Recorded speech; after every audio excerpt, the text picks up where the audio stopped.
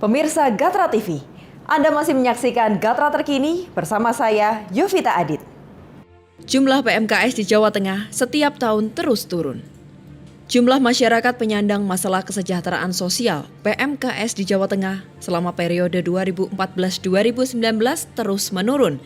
Berdasarkan data dari Dinas Sosial Jawa Tengah, Senin 9 Maret 2020, hingga 2019 ini jumlah PMKS sebanyak 3,04 juta jiwa atau 8,7% dari jumlah penduduk Jawa Tengah sebanyak 34,71 juta jiwa.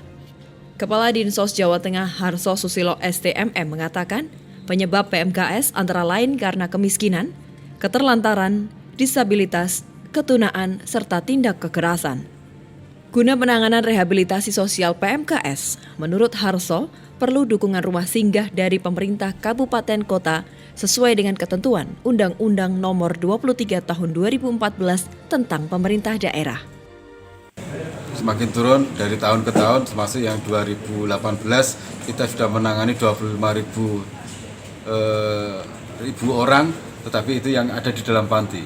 Tapi tidak semuanya, karena kita punya 920 LKS swasta atau panti-panti swasta yang menangani PMKS.